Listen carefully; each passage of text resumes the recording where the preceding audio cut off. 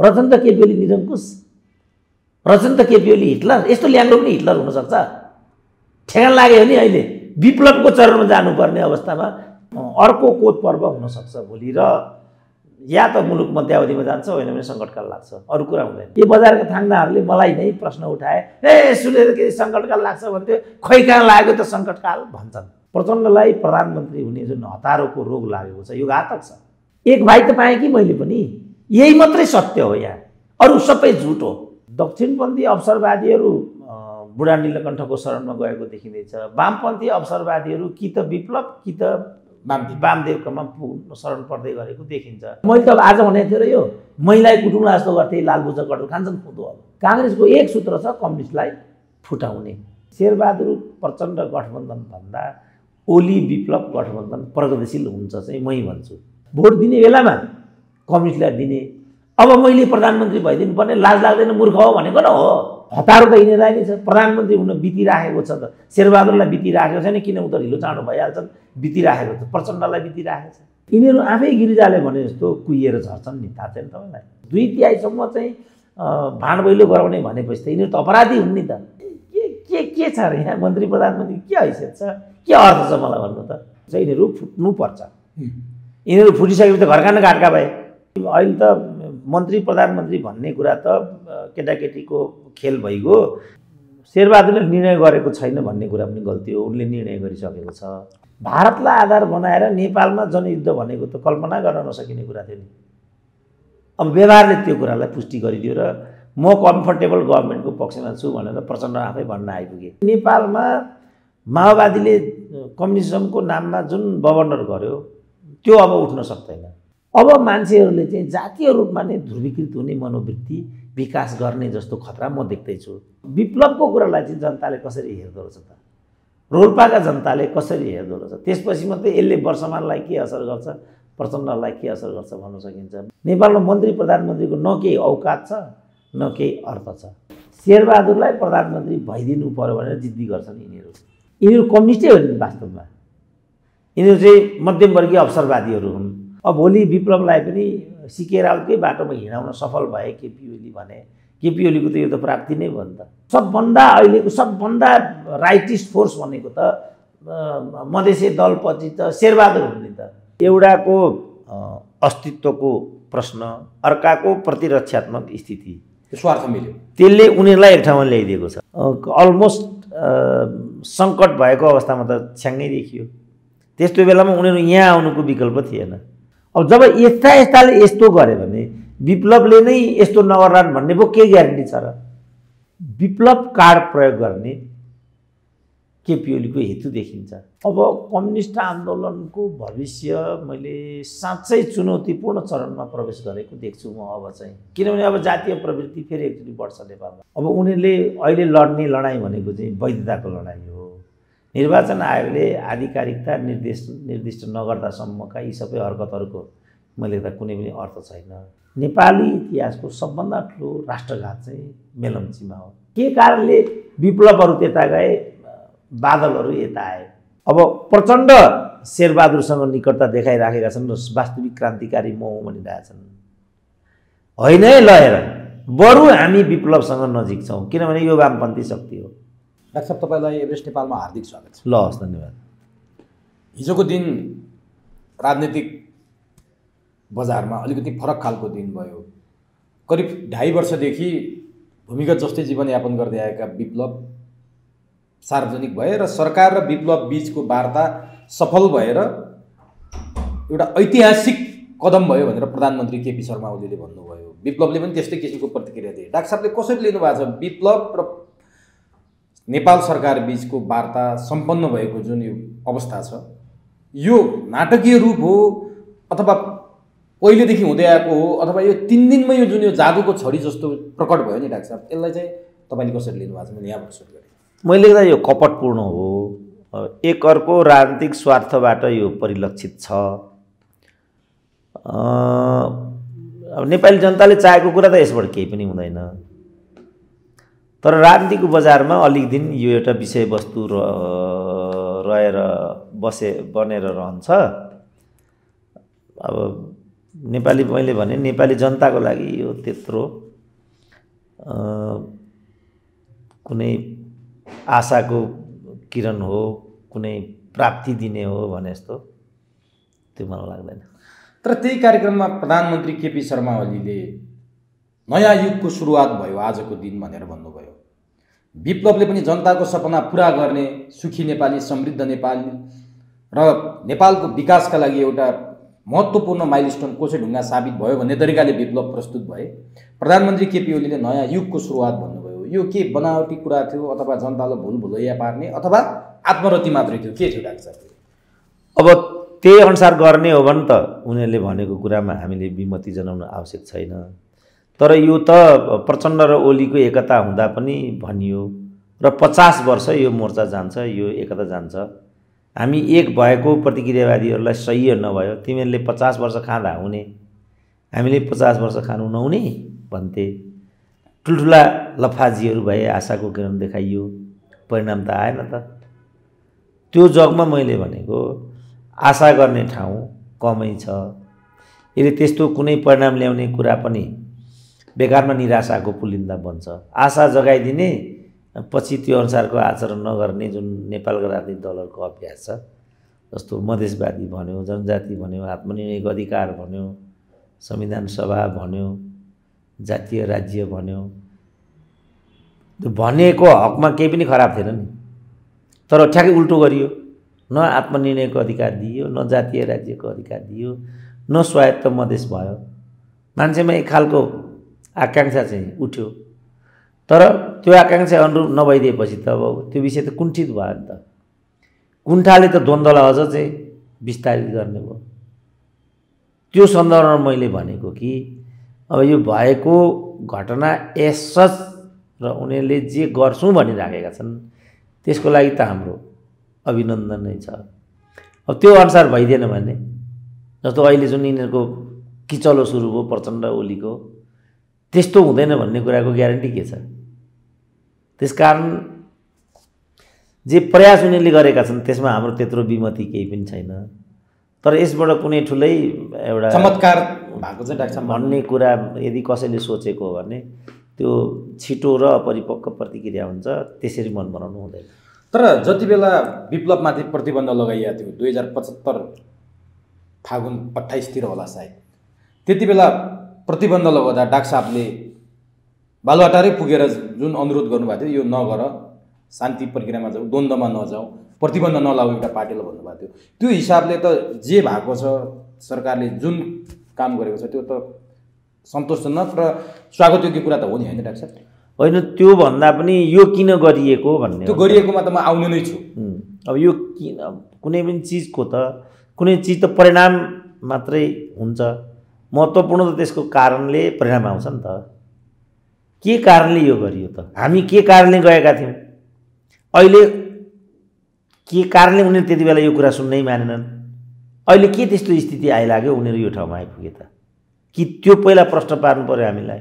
यो हठात भन्न मिल्छ डाक्टर साहब, यो जसरी नाटकीय रूपमा 3 दिनमै कुनै पनि हतियारधारी अथवा कुनै पनि भूमिगत सङ्गठनसँग वार्ता गरेर 3 दिनमै चमत्कार भयो। जुन 3 दिनमा वार्ता टोली गठन भएको 3 दिनमै भएको छ नि, यो हठात हो? होइन, हठात चाहिँ भन्न सकिएन। किनभने त्यति बेला पनि प्रधानमन्त्रीले हामीलाई चाहिँ होइन हाम्रो सम्पर्क छ, नित्य कुराकानी भइरहेको छ, तपाईँहरूले धन्दा मान्नु पर्दैन, यस्तो कुरा त त्यति बेला पनि भनेकै थियो हामीलाई पनि। अब त्यसैको जारी रूप हो भने त्यसको एउटा अर्थ बन्ने हुन्छ। अब होइन, अहिले जहाँ प्रधानमन्त्री चाहिँ राजनीतिक रूपमा प्रतिरक्षात्मक स्थितिमा छन्,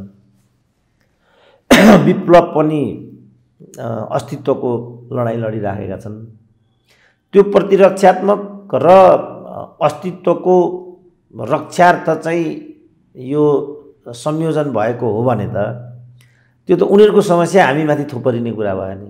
र अस्तित्वको रक्षार्थ चाहिँ यो संयोजन भएको हो भने त त्यो त उनीहरूको समस्या हामीमाथि थोपरिने कुरा भयो नि। किनभने यस्ता खालका द्वन्द्वहरू त सामाजिक सम्बन्धका बीचबाट, सामाजिक गतिरोधका बीचबाट भन्नुबाट उत्पन्न भइराखेका हुन्छन्। सामाजिक गतिरोध चाहिँ समस्याको जड हो नि त। विप्लव अथवा केपी ओली समस्याको जड होइन नि। समस्याको जड त जे कारणले विप्लवहरू बन्छन् त्यो हो नि त। अब त्यतातिर चाहिँ सरकारसँग कुनै पनि नीति छैन। अनि खालि विप्लवसँग भन्यो, 2टा मन्त्री दिन्छु भन्यो, अर्को फुटपाथेर लग्यो, मन्त्री बनाइदियो, फलानु गर्यो, जुन धन्दा यिनीहरूले गोरख धन्दा गरेका छन् नि, त्यसको सापेक्षतामा मैले भनेको हिजो किन यसलाई निषेध गरियो, आज किन यसलाई चाहिँ स्वागत गर्न पुग्यो, त चाहियो नि तर्क हामीलाई। त्योमा दुईटैले मनपेट खोलेर बोलेका छैनन् किन गरियो भन्ने कुरा। अब डाक्टर साहबलाई के लाग्छ किन होला? अब कतिपयले के भनेका छन् भने यो राजनीतिक उपयोगितावाद हो। केपी ओलीलाई प्रचण्डलाई सबक सिकाउनु थियो, प्रचण्डमाथि प्रहार गर्नलाई विप्लवको बैशाखी टेक्नुपर्ने बाध्यता थियो। विप्लवलाई नेता कार्यकर्ता जति जेलमा गए, सङ्गठन अस्तव्यस्त भयो, सङ्गठन नै भएन, मान्छे नै भएन, त्यसकारण विप्लवलाई पनि अस्तित्व जोगाउनलाई सेफ ल्यान्डिङ गर्नु थियो भनिरहेछन्। यो दुईटा कुरा उपयुक्त तर्क हुन सक्छ। अनि त्यो अघि मैले भने नि एउटाको अस्तित्वको प्रश्न, अर्काको प्रतिरक्षात्मक स्थिति, स्वार्थ मिल्यो, त्यसले उनीहरूलाई एक ठाउँमा ल्याइदिएको छ। अब विप्लवका झन्डै 2000 कार्यकर्ता चाहिँ जेलमा भए, 1-1.5 दर्जन कार्यकर्ताहरू हताहतमा परे।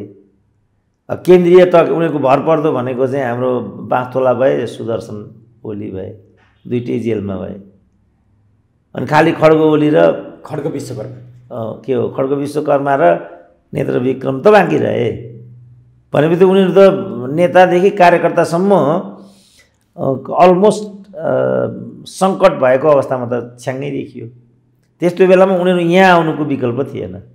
अब यता केपी ओली पनि, अब प्रचण्डहरू चाहिँ शेरबहादुर भए ठाउँमा पुगेर भए पनि ओलीलाई त्यहाँबाट हटाउनुपर्छ भन्ने उनीहरूको एक सूत्रीय ओली हटाउनुपर्छ भन्ने छ। शेरबहादुर होस्, कमल थापै हुन्, तर ओली हट्नुपर्छ भन्नेमा उनीहरू छन्। अब त्यस्तो बेलामा यिनीहरूले यो खेलखाल गरिरहेछन्। जेसुकै होस् तर ओली हट्नुपर्छ, जेसुकै होस् हामी माथिको प्रतिबन्ध फुक्नुपर्छ। यो दुईटा अतिवादले यो संयोजन चाहिँ आइराखेको छ। अरू भनेको व्याख्या विश्लेषणका कुराहरू हुन्, कोण प्रतिकोणका कुराहरू हुन्, त्यो गर्न सकिन्छ। तर मैले देख्दा यही प्रतिरक्षा र अस्तित्वको सङ्कटले यो विषय बनिरहेछ। अब नि डाक्टर साहब हो, यो एकदम तथ्यपूर्ण पनि छ, यो साँचो पनि हो। तर प्रधानमन्त्री केपी शर्मा ओलीले त यही व्यवस्थाको वकालत गर्नुहुन्छ, यही संविधानको वकालत गर्नुहुन्छ। उहाँलाई यो व्यवस्था र संविधानमा कुनै असन्तुष्टि छ जस्तो लाग्दैन। तर विप्लवले एकीकृत जनक्रान्ति भन्थ्यो, त्यो आजसम्म जनताले बुझेका छैनन् के हो एकीकृत जनक्रान्ति। त्यो उनको एउटा गायत्री मन्त्र जस्तै जप्ने एउटा मन्त्र भएको थियो। सँगै वैज्ञानिक समाजवाद भन्थे। त्यो बिना हाम्रो सरकारसँग कुनै वार्ता हुँदैन, यो हाम्रो बटम लाइन भनेर उनीहरू हिँडिरहेको थियो। उनीहरूको नारै त्यही थियो। अब यो व्यवस्थामा, यो संसदीय व्यवस्थामा, यो संविधानमा विप्लवहरूले त्यो कहाँ कसरी भेट्छन् र उनीहरू यो मान्न तयार भयो होला डाक्टर साहब? अब त्यसैले हामीले अघिको विश्लेषण गऱ्यौँ नि, यो उनीहरूको अलग अलग बाटोको एउटा परिवेशमा उत्पन्न भएको परिघटना छ। त्यसकारण पनि उनीहरू एक ठाउँमा आउने सम्भावना एकदम कम छ। आए त भन्दा किन आए त भन्दा हामीले त्यो विश्लेषण त्यो गरिहाल्यो होइन। अब मैले देख्दाखेरि नेपालमा चाहिँ डेमोक्रेटिक फोर्स भने पनि, कम्युनिस्ट फोर्स भने पनि तिनीहरू तात्विक होइनन्। तिनीहरूले पद र प्रतिष्ठाको लागि राजनीतिक व्यवसाय मात्रै गरेको हो। अब राजनीतिक व्यवसायीले त अब जहाँबाट बढी मुनाफा आर्जन हुन्छ, अब जुन ट्रेडमार्कको वस्तु चाहिँ उपभोक्ताका लागि प्रिय हुन्छ, खपत हुन्छ, उनीहरू त्यही उत्पादन गर्छन्। तपाईँले देखिरहनु भएको छ, जस्तो यो मदर्स डे भन्छन्, भ्यालेन्टाइन डे भन्छन्। हामीले देख्दा आमाको पवित्रता मदर्स डे, प्रेमको पवित्रता भ्यालेन्टाइन्स डे। तर पुँजीपतिहरूले आफ्नो उत्पादनको बजारका लागि, बजार विस्तारणका लागि यी चिजहरूलाई पनि बढी प्रोपोगेन्डामा ल्याएको भन्ने कोण पनि छ। अब तपाईँ भनौँ न, अब दसैँ अमुक जाति धर्मको भन्ने बहिष्कार गर्ने, अनि भ्यालेन्टाइन नमानी नहुने, त्यस्तो के हो? त किनभने भ्यालेन्टाइन भन्ने प्रेमिकालाई एउटा फुलको बुके नै दिए पनि, एउटा फोनै चाहिँ उपहार दिए पनि, एउटा लुगा नै उपहार दिए पनि किन्न जानु पर्यो बजारमा। अब उपभोक्ताहरूको क्रेज तपाईँ हेर्नुहुन्छ भने गएको 6 महिनाको मात्रै तपाईँले तथ्याङ्क लिनुभयो भने मोबाइल मात्रै हामीले 20 अरबको ल्याएछौँ। गाडी कति ल्यायौँ होला, बाइक कति ल्यायौँ होला, अरू कति ल्यायौँ होला, हिसाब किताब छैन नि त। यो उपभोक्ताहरूको यो मनोवृत्तिलाई हुँदा यो जुन कोभिडको कुरा आइराखेको छ यो पनि चाहिँ बजारसँग सम्बन्धित छ भन्ने तर्क पनि छ। अब पुँजीपतिहरू जस्तो अहिले तपाईँ बजारमा जानुभयो भने स्टेसनरीमा पनि तपाईँ जानुभयो भनेदेखि सबभन्दा बढी तपाईँ मास्क देख्नुहुन्छ, सेनिटाइजर देख्नुहुन्छ, तपाईँ जहाँ पनि पाइन्छ, त अब नेपालको अर्थतन्त्रकै कुरा गर्नुहुन्छ भने अब अहिले आजको पत्र पत्रिकाको तथ्याङ्क के छ भने हाम्रो इकोनोमिक ग्रोथ चाहिँ यो वर्ष -1.99% भयो भन्ने छ। भनेपछि केले यस्तो भयो त भन्दा हाम्रो सम्पूर्ण साधन स्रोत यस्तैमा खर्च भयो, कि मोबाइलमा भयो, कि भ्यालेन्टाइनमा भयो, कि सेनिटाइजरमा भयो, कि मास्कमा भयो। फलस्वरूप हामी तन्नम भयौँ।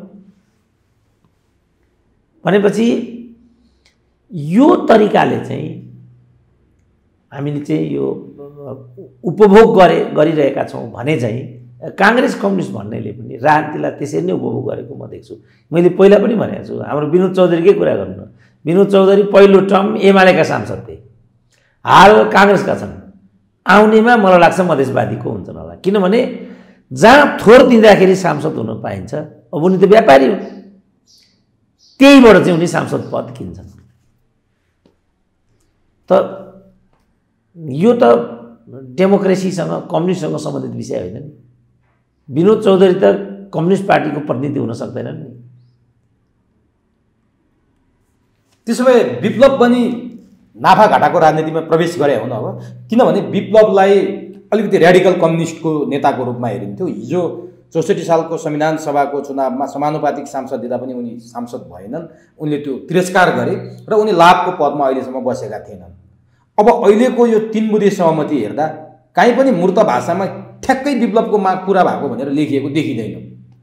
के साँच्चीकै विप्लवले सबैलाई गुमराहमा पारेर अब नाफा घाटाको राजनीति डाक्टर साहबले भने जस्तो त्यो राजनीतिमा विप्लव प्रवेश गरे होइन? यो त विप्लवको प्रथम चरणमा उपयोगितावाद भन्ने मात्रै मलाई लाग्छ। किनभने अब भनौँ न जम्मै साथीहरू त जेलमा भइगए, तत्काल राजनीतिक रूपमा ठुलो प्रतिरोध गर्न सक्ने स्थिति जस्तो पनि देखिँदैन। काटमार हिंसामै आउनु पर्यो, त्यसले कुनै एउटा दिशा पक्र्दैन भन्ने कुरा पनि प्रष्ट जस्तै छ। त्यसपछि उनी मैले बुझेसम्म यहाँ आइराखेका छन्। अब अघि हामीले प्रधानमन्त्रीको पनि कुरा गऱ्यौँ, उनको बाध्यात्मक अवस्था त्यहाँ भएर अब प्रचण्ड शेरबहादुरसँग निकटता देखाइराखेका छन् र वास्तविक क्रान्तिकारी म भनिरहेछन्। होइन है, ल हेर, बरु हामी विप्लवसँग नजिक छौँ, किनभने यो वामपन्थी शक्ति हो। त्यो देखाउनलाई उनले यो कार्ड प्रयोग गरेको म देख्छु। विप्लवको आफ्नै त्यसभित्र तर्क अथवा आवश्यकता आफ्ना कार्यकर्ताहरूमा बोध गराएको होला। तर विप्लव सार्वजनिक हुँदा भन्दा केही समय अगाडि जति बेला वार्ता सफल भयो, 3 बुँदे सहमति भयो र हिजो त्यो सार्वजनिक गरियो, हस्ताक्षर गरियो, मान्छेहरूले अथवा सञ्चार माध्यमले केपी ओली र विप्लव एक हुँदैछन्, एउटा महत्त्वपूर्ण मन्त्रालय र अरू 3वटा सामान्य मन्त्रालय सहित विप्लवलाई दिने र विप्लवलाई पनि सरकारमा सहभागिता गराउने तयारी हुँदैछ भन्ने हल्ला चलिरहेको थियो, तर त्यो काहीँ पनि आएको छैन। त्यसरी विप्लव सर्लक्कै आजसम्म 2 वर्षसम्म झन्डै भूमिगत बसेर विभिन्न नारा दिएर आज विप्लव त्यहाँ जालान् या नजालान्, आकलनले के देखाउँछ डाक्टर साहब? सबै सम्भावना छ। जस्तो सीके राउतलाई पनि यही भन्थे आए, अब मन्त्री त मणि थापा पनि भइराखेका छन्, अखण्ड नेपाल पनि भयो, चुरे भावर पनि सांसद भयो, मन्त्री नै भयो क्या एउटा चुरे भावरको पनि भयो। तपाईँ के गर्नुहुन्छ? विप्लव पनि हुनसक्छ होइन? अब भने नि, अब योभन्दा चर्को कुरा गर्थ्यो नि त सीके राउतको समूहले त। अब मणि थापाहरू, रविन्द्र श्रेष्ठहरू पनि प्रचण्डसँग लोहा लिन खोजेका हुन् नि त। जनयुद्धप्रति प्रचण्डले गद्दारी गरेको भनेर सबभन्दा पहिला विद्रोहको झन्डा उठाउनेहरू त उनीहरू थिए नि। मातृका पनि क्रान्तिकै कुरा गर्थे। बादल कति क्रान्तिकारी थिए तपाईँलाई थाहा होला। प्रचण्ड कति थिए होइन, प्रचण्डको त अर्को कुरा भयो, एउटा पार्टी नै उनी लिएर हिँडिराखेका छन्। तर बादलहरू त क्रान्तिमा धोका भयो भनेर वैद्यसहित विद्रोह गरे, अनि त्यही विद्रोहको एउटा पंक्ति चाहिँ विप्लव भयो, अर्को पंक्ति चाहिँ बादल भयो। मणि थापाको कुरा अघि मैले गरिहालेँ। अब विप्लवको हामी कुरा गर्दैछौँ। अब जब यस्ताले यस्तो गरे भने विप्लवले नै यस्तो नगर्लान् भन्ने पो के ग्यारेन्टी छ र? तर मैले देख्दाखेरि विप्लवको केपीसँग लामो समय सहकार्य हुने र मन्त्री समेत बन्ने त्यो सम्भावनालाई मैले अहिले आकलन गरेको छैन। तर नि डाक्टर साहब, त्यहाँनिर विप्लव र केपी ओलीका दुईटा कुरालाई के सन्देश दिन खोज्छन्? जस्तै केपी ओलीकै कुरा गरौँ, एकतिरबाट सेती बग्दै आएको छ, अर्कोतिरबाट त्रिशुली बग्दै आएको छ। बग्दै बग्दै जान्छन्, केही समय एकातिर त्रिशुली देखिन्छ, एकातिर सेती देखिन्छ, तलतिर गएपछि के हो थाहै हुँदैन, एउटै हुन्छ भनेर प्रधानमन्त्रीले बोले। विप्लवले घाम र जुनको भेटको कुरा गरे, कहिलेकाहीँ घाम र जुन पनि भेट हुँदो रहेछ भनेर एउटा गीतको शैलीमा विप्लव प्रस्तुत भयो। यसले के सन्देश दिन्छ? एक दिन न एक दिन केपी र म घाम र जुन जस्तै थियौँ, जुन र सूर्य, चन्द्रमा र सूर्य जस्तै थियौँ, भेट हुन सक्छौँ। ती भेट नभए नै हामी हुन सक्छौँ। केपी ओलीले दुईटा नदी भेट भएपछि तल गएपछि के हो भन्नु, यसले सन्देश के दिन्छ? के साँच्चै विप्लव केपी ओलीको महासचिव हुँदैछन् भन्ने सङ्केत त होइन डाक्टर साहब? यो मान्छेले यसरी बुझिरहेछ। होइन, अब प्रचण्ड ओलीको एकताको एउटा बवन्डर नेपाली राजनीतिले बिहोरेको त लामो समय भएको छैन। एक त भए, दाहिने देब्रे पनि भए।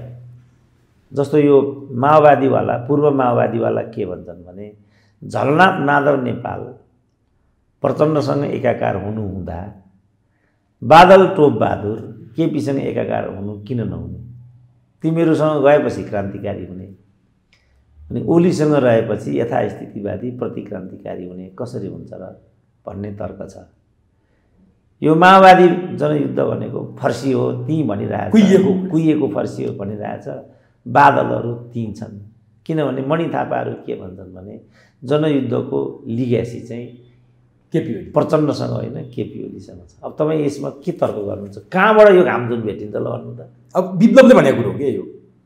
के भन्न खोजे हुन्थ्यो? होइन, अब त्यो त उनीहरूले मतलब मैले भन्न खोजेको के भने उनीहरू विषयलाई आफ्नो स्वार्थको लागि सामान्यीकरण गर्न चाहिँ माहिर छन्, सामान्यीकरण गरिदिन्छन् र मन मिल्दा पनि नभनौँ, तन मिल्दा भनौँ न, तन मिल्दाखेरि उनीहरू जे पनि प्रशंसाको गाथा गाउँछन्। अब केपी अहिले प्रचण्डको सुन्यो भनेदेखि त्यही बेलादेखि हाम्रो चाहिँ माधव नेपालसँग सहकार्य थियो भन्छन्। बाबुरामले त हाम्रो राजा वीरेन्द्रसँग पनि अघोषित कार्यगत एकता थियो भन्न भ्याए।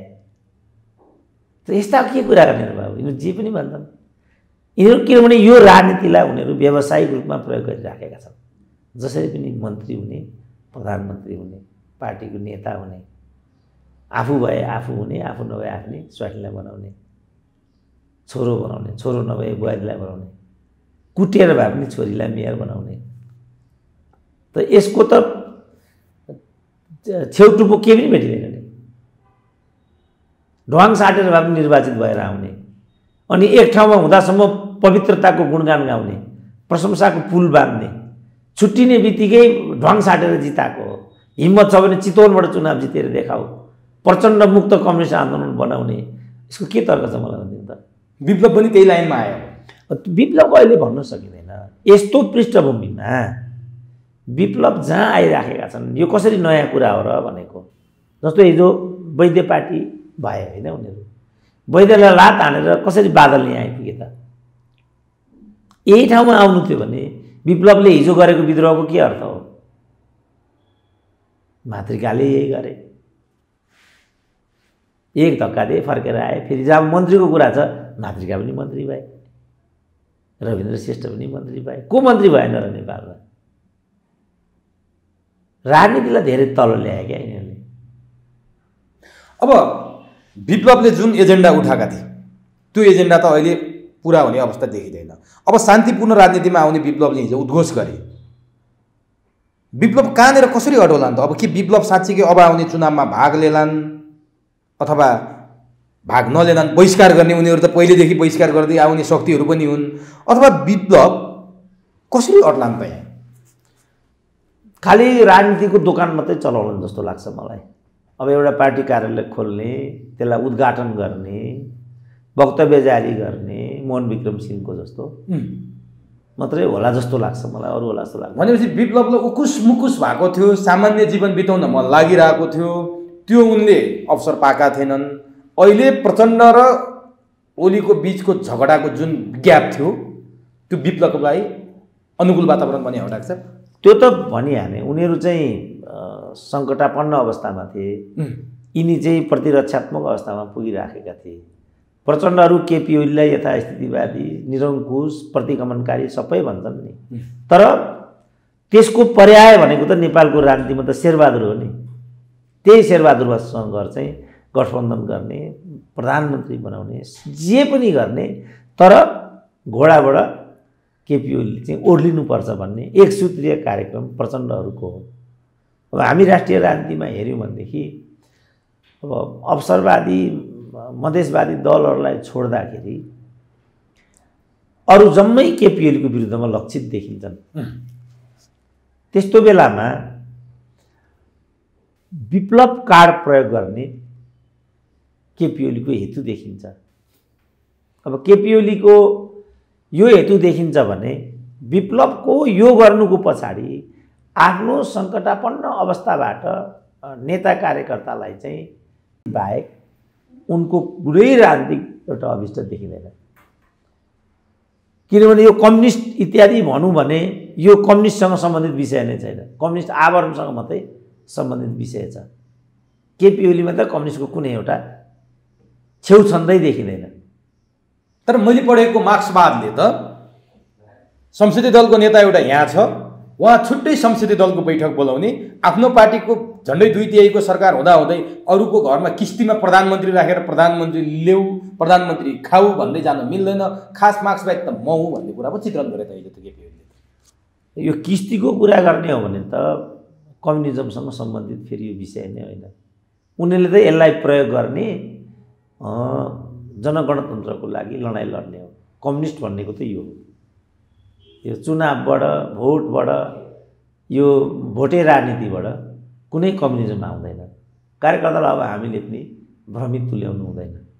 यिनीहरू कोही कम्युनिस्टसँग सम्बन्धित तत्त्व होइनन्, यो कम्युनिजमसँग सम्बन्धित विषयवस्तु पनि होइन।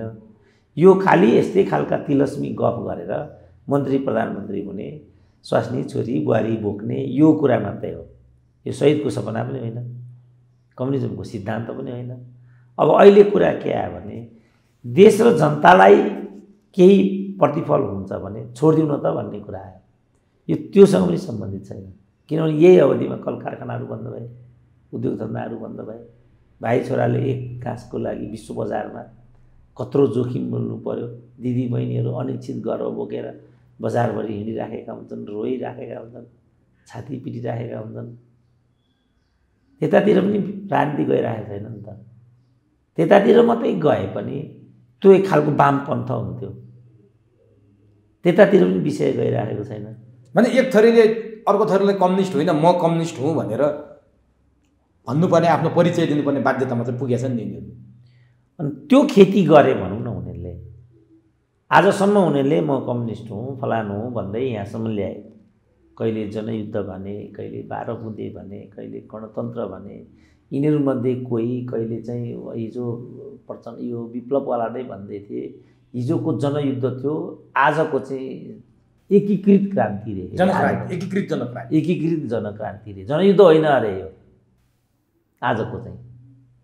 यस्ता यस्ता शाब्दिक भ्रमजालहरू पैदा गराउने, राजनीतिको पोखरीमा ती शब्दजालहरू फालिदिने र तरङ्ग पैदा गर्ने, तरङ्गित हुने, भ्रमित गर्ने।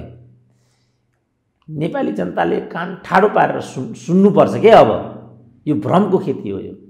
यो कुनै डेमोक्रेसीसँग सम्बन्धित छैन, कुनै कम्युनिजमसँग सम्बन्धित छैन। डेमोक्रेसी भनेको त जीवन पद्धति हो नि, कम्युनिजम भनेको त रोजगारीको, शिक्षा स्वास्थ्यको ग्यारेन्टी, उद्योग कल कारखाना खोल्ने, कृषि उत्पादनलाई चाहिँ वाञ्छित बजार दिने।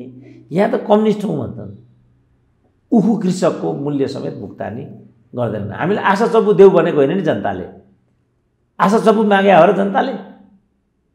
हाम्रो उखुको जो चाहिँ साहु कहाँ लगेर राखेको 10 वर्ष भइसक्यो त्यसको भुक्तानी देऊ न भन्छन्। यो माग्ने विषय हो। अर्काको भुक्तानी यति लामो रोक्न पाइन्छ? एउटै काङ्ग्रेसको उपनेताले 22 करोड रोकेर आएको रहेछ, एउटाले मात्रै। लुम्बिनी प्रदेशको संसदीय दलको नेता, उपनेता हो कि नेता हो के हो रहेछ, एउटैले। के गरेको तिमी भन्न सक्छौ? कम्युनिस्टको सरकार अरे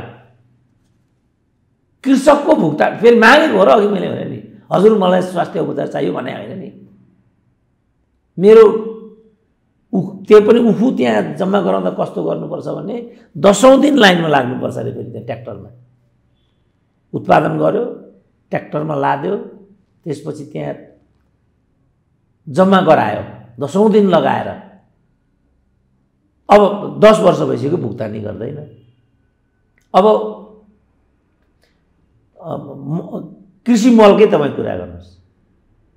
अब ठेक्का एउटाले हत्याइसक्यो, समयमा चाहिँ कृषि मल आउँदैन। अब आशा गरौँ भने प्रचण्ड नै त्यसको घर बेटिकामा डेरा बस्छन्। हेर त यिनीहरूलाई कस्तो घरपट्टि मन परेको। त यो कुनै कम्युनिस्टले गर्ने आचरण हो? यो कुनै कम्युनिस्ट व्यवहार हो? क्रान्तिको त तपाईँ कुरै छोड्नुहोस् न। सर्वहाराको अधिनायकत्व हो नि क्रान्ति भने त कम्युनिस्टको परिभाषामा त। त्यो त तपाईँ कुरै छोडिदिनुहोस्। यति पनि भइरहेको छैन। त्यही केजरीवालले गरेछ, शिक्षा स्वास्थ्य बिजुली पानी ग्यारेन्टी गरेछ उसले। जतिसुकै खर्च लागोस् दिल्लीका जनताको उपचारको ग्यारेन्टी मेरो। पानीको एउटा सीमा तोकिदिएको छ, यहाँसम्म चाहिँ निःशुल्क। बिजुलीको एउटा सीमा तोकेको छ, यहाँसम्म निःशुल्क हुँदो रहेछ नि त। यहाँ बल्ल बल्ल एउटा कुलमानले चाहिँ नेपाललाई चाहिँ लोड सेडिङ मुक्त गराएको थियो। प्रपञ्च संसार गरेर उनीहरूले कुलमानलाई त्यहाँबाट बेदखल गरिकन छोडे। जनताको नजरमा बसेको पात्रलाई त प्रवर्धन पो गर्नुपर्छ त। तर एउटा सुखद कुरा पनि छ नि डाक्टर साहब, 2 दशकभन्दा बढी भइसक्यो डाक्टर साहबले मेलम्चीको पानीको बारेमा धेरैचोटि प्रश्न पनि उठाउनु भएको छ जनताका लागि। आज काठमाडौँ उपत्यकामा 2 दशकभन्दा बढी समयपछि पहिलोपटक मेलम्चीको पानी झर्दैछ। यो चाहिँ सन्तोषजनक कुरा होला नि। पानी मन्त्रीमा मडी थापा आएर हो अथवा के भएर हो आज पानी झर्दैछ डाक्टर साहब? होइन, आओस्, त्यसको लागि शुभकामना छ, त्यसलाई हामी स्वागत गर्छौँ। तर यसमा पनि साह्रै ठुलो बेइमानी भएको छ। किनभने यो 28 वर्षभन्दा अगाडिको प्रोजेक्ट हो। यसलाई अनेक पटक चाहिँ स्थगन गरियो र नेपाली जनताको करोडौँ होइन अरबौँको यसमा बढी पैसा चाहिँ विनियोजन गरिसकियो। 48 सालको प्रोजेक्ट 77 साल भनेपछि महँगीको रफ्तारैबाट हेर्ने हो भने पनि यसमा हाम्रो अरबौँको क्षति छ। यो कुनै प्रशंसा गर्ने एउटा बिन्दुमा चाहिँ त छैन। तर आएको खण्डमा स्वागत योग्य कुरा हुन्छ, आउनुपर्छ, आओस्। मैले त के भनेको छु भने नेपाली इतिहासको सबभन्दा ठुलो राष्ट्रघात चाहिँ मेलम्चीमा हो। उदाहरणको लागि अन्तिम भुक्तानी दिन बाँकी थियो त्यसलाई 32 करोड। 32 करोड दिएको भएदेखि गत वर्ष नै हामीले चाहिँ मेलम्ची पाइसक्थ्यौँ। त्यति बेला पानी मन्त्रीले भनेको पनि थियो आउने दसैँमा म काठमाडौँमा मेलम्ची दिन्छु। त्यसपछि 2टा दसैँ बितिसके। अब तपाईँ अहिले भन्दै हुनुहुन्छ के हुन्छ यसमा म अनुमान गर्न सक्दिनँ, प्राविधिक रूपमै के हुन्छ। होस्, हाम्रो शुभकामना छ। तर दर्शकहरूको लागि चाहिँ भनिदिनै पर्ने हुन्छ, नेपालको इतिहासमा सबभन्दा ठुलो राष्ट्रघात चाहिँ मेलम्चीमा भएको छ। मैले सुनेअनुसार 5 अरब पानी व्यवसायीहरूको फाइदाको लागि मिलीभगतमा नेताहरूले यो गरेका छन् र सिएमसी कम्पनीलाई यहाँबाट भगाएर नयाँ टेन्डर गरे। 2 अरब 52 करोडमा नयाँ ठेक्का गरियो। जबकि अघि पनि भनियो 32 करोड अन्तिम किस्ता भुक्तानी दिन बाँकी थियो, त्यो दिएको भए हाम्रो सिधै यो 2 अरब 52 करोड चाहिँ बस्थ्यो। त यो तरिकाले मेलम्चीलाई पनि दुरुपयोग गरेका छन्। गौरव गर्ने ठाउँ चाहिँ केही पनि छैन। त आउँछ भने शुभकामना छ, अभिनन्दन छ, आओस् हामी मेलम्ची उपभोग गर्न पाऊँ, यो परियोजनाले पूर्णता पाओस्। अब फेरि एकचोटि विप्लव भए ठाउँतिर फर्क्यौँ डाक्टर साहब। हिजोको कार्यक्रममा विप्लवले के भन्यो भने विदेशीतिर इङ्गित गर्दै भने होला, देशी विदेशीहरूले हस्तक्षेप गरेको हामीलाई सह्य हुँदैन, यदि कसैले हस्तक्षेप गर्न खोज्छ भने हामी धरतीमा गाडिन्छौँ तर झुक्दैनौँ भने। यो के क्रान्तिकारी र सार्वजनिक खपतको लागि क्रान्तिकारी देख्नलाई बोलेको भाषा मात्रै थियो, अथवा काहीँ कतै खतरा देखेर विप्लव यसरी केपी ओलीसँग मिल्न आयो, अथवा राष्ट्रियताको सवालमा यिनीहरूको मुद्दा एकै ठाउँमा आयो? होइन, विप्लवले त पहिला पनि भन्थे हामी कोसी खोलेन भने पुल उडाइदिन्छौँ, निर्मलाको हत्यारा पत्ता लगाउँछौँ। त्यस कारण मैले भने भाइ तिमीहरू यो बोल्ने काम बन्द गर, केही गर्नु छ भने गरेर देखायो, कुरा सिद्धि हो। धरतीमा गाडिन्छौँ भनेर त्यो अलिकति आफ्नो क्रान्तिकारीपन देखाउने एउटा अभिव्यक्ति मात्रै हुनसक्छ। Fact is louder than speech भन्छ। अब फ्याक्ट इज लाउडर, तथ्य चाहिँ बोलीभन्दा लाउडर भनेको शक्तिशाली हुन्छ, ठुलो हुन्छ। त्यसकारण मेरो विप्लवहरूलाई के प्रार्थना छ भने तपाईँहरू केही पनि गर्न चाहनुहुन्छ भने नबोल्नुहोस्, गरेर देखाउनुहोस्, कुरो सिद्धिन्छ। तपाईँहरूले मैले पहिला पनि भनेको थिएँ, हामी पत्ता लगाउँछौँ निर्मलाको हत्यारा भनेको थिएँ, खोइ त पत्ता लगाएन। भ्रष्टाचारले कारवाही गर्छु कति भने, खोइ त कारवाही गरेन। हामी चाहिँ कोसी ब्यारेज खोलेर भने हामी भड्काइदिन्छौँ भने खोइ त भड्काएन। त्यस कारण यस्तो कुराहरू उनीहरूले नगरून्, उनीहरू चाहिँ त्यति मात्रै बोलुन् जति उनीहरू गर्न सक्छन्। अब अहिले त उनीहरू जहाँ आइरहेछन् केही पनि गर्न सक्दैनन्, मैले देख्दा झन् उनीहरूको बोल्ने स्थिति छैन। अब यो गाड्ने जलाउने भन्ने कुरा खालि त्यो यो लेफ्टिस्ट टर्मिनोलोजी हो, जार्गन हो, यसको मैले त कुनै अर्थ देखेको छैन। तर कम्युनिस्टहरूले शान्तिको दियो बाल्न पनि जानेका छन्, जहाँ कम्युनिस्टले शान्तिको दियो बाल्छ त्यहाँ मात्रै शान्ति हुन्छ पनि भने फेरि होइन, त्यो पनि अघिकोसँग नै सम्बन्धित छ। किनभने शान्ति हुने नहुने भन्ने कुरा नेताको भाषण र इच्छामा भर पर्दैन। समाजभित्र विभिन्न कारणले चाहिँ सामाजिक अन्तर्विरोधहरू रहेका हुन्छन् र ती सामाजिक अन्तर्विरोधका ठोस कारणहरू पनि हुन्छन्। हामीले त्यो सामाजिक अन्तर्विरोध हल गर्न चाहेको भने ती कारणमा जानुपर्छ। के कारणले समाजमा अशान्ति छ त, के कारणले विद्रोह हुन्छ त, के कारणले हिजो माओवादी भयो, के कारणले पछि वैद्य भए र के कारणले विप्लवहरू त्यता गए, बादलहरू यता आए र तिनै बादलसँग बसेर विप्लवहरू चाहिँ सुलह सम्झौता गर्दैछन्। यसको कारण खोज्नुपर्छ हामीले, के कारण हो त। परिणाममा मात्रै गयो भने हामीलाई केही पनि हात लाग्दैन। भनेपछि सामाजिक विभेद छ, त्यहाँ उच नीच छ, ठुलो पङ्क्तिलाई दलित भनिएको छ। अहिले पनि महिलामाथि कत्रो अत्याचारहरू छन्, बहुविवाह छ, बोक्सी प्रथा छ, देवकी प्रथा छ, मुक्त कमैयाहरूको कुरा नाम मात्रै मुक्त, वास्तवमा कमैयाहरूको पनि पङ्क्ति छ। वर्ग विभाजन त छँदैछ। अहिले पनि टोटल राष्ट्रिय सम्पत्तिको 46% क्यापिटल चाहिँ अति धनी 10% मानिसहरूको हातमा छ। बाँकी 90% मान्छेले चाहिँ यो बाँकी रहेको साधन स्रोत बाँडचुँड गरेर पेट पाल्नुपर्छ। सामाजिक द्वन्द्वको कारक तत्त्व त त्यो हो नि त। त्योलाई पहिचान नगर्दासम्म न कुनै क्रान्ति हुन्छ न कुनै परिवर्तन हुन्छ। यही हो सत्य। कुनै भाषणले पनि यसलाई परिवर्तन गर्छ भन्ने लाग्दैन मलाई। तर कतिपयले के भनिरहेछन् भने केपी ओली र विप्लवले मिलाउने त्यो रसायन, हामीले अघि धेरै व्याख्या त गरिहाल्यो, एउटा राष्ट्रवादको रसायनले केपी ओली पनि राष्ट्रवादमा ओतप्रोत, विप्लवलाई पनि राष्ट्रवादले ओतप्रोत बनाएर यी दुईटालाई यो रसायनले एक ठाउँमा ल्यायो भन्छ। हो डाक्टर? अब राष्ट्रवाद के हो त, त्यसलाई हामीले व्याख्या गर्नु पर्यो। मैले लेख्दा जनतालाई आत्मनिर्भर बनाउने प्रक्रिया राष्ट्रवाद हो। जनता बीचमा हुनुपर्ने भावनात्मक एकता राष्ट्रवाद हो। अहिले पनि यहाँ मधेसी, जनजाति, दलित, फलानु भनि नै रहेको स्थिति छ। त्यसलाई एक सूत्रमा ल्याउने हो भने उनीहरूको असन्तुष्टिको कारण के हो त, यहाँ हो समस्या। र त्यो उत्तरले मात्रै राष्ट्रियताको प्रत्याभूति गर्छ। मधेसीहरू किन असन्तुष्ट छन्, जनजातिहरू किन असन्तुष्ट छन्, त्यो नै राष्ट्रियतालाई चाहिँ आविर्भाव गराउने एजेन्डा हो। मधेसीलाई, जनजातिलाई, दलितलाई राज्यका चाहिँ संरचनाहरूमा मूल प्रवाहीकरण गर्नुपर्नेछ।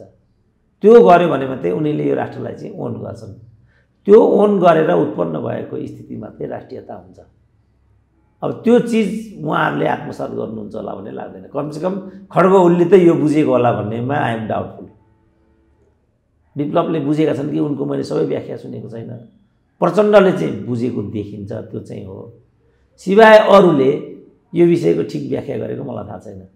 त्यसकारण पहिला त राष्ट्रियता के हो भनेर सही तरिकाले व्याख्या गर्नु पर्यो, अनि त्यसलाई बुझ्नु पर्यो र अनुसरण गर्नु पर्यो। अब अहिले राष्ट्रवादको कुरा गर्ने अनि परनिर्भर आर्थिक नीति अपनाउने, तपाईँ यही अवधिमा हेर्नुभयो भने अब अहिले निर्वाचन आयोगमा चाहिँ 120 राजनीतिक दलहरू दर्ताहरू छन्। यही अवधिमा 3000 उद्योगहरू बन्द भए र यो उद्योग बन्द गराउनेको अग्रणी भूमिका नेपाली काङ्ग्रेस थियो, जसलाई नेकपाले पनि यो किन गरेको कहिले पनि भनेन। राष्ट्रवाद भन्ने त यहाँ मैले कहीँ आकर्षितै हुने देख्दिनँ। राष्ट्रवाद भनेको आफ्नो उत्पादनमा, आफ्नो पहिरनमा, आफ्नो पोसाकमा, आफ्नो धर्ममर्ममा खरो उत्रिने प्रक्रिया मात्रै राष्ट्रवाद हुन्छ नि त। त्यसकारण या त नेपालमा राष्ट्रियतालाई ठिकसँग बुझिएकै छैन, होइन भने हामीले त्यसलाई आत्मसात गर्न सकेकै छैनौँ। विप्लवहरूबाट यो चिजमा अब किनभने विप्लव भनेको त कम्युनिस्ट भन्ने भयो, कम्युनिस्ट भनेको त सेक्टेरियन रिभोल्युसन हो।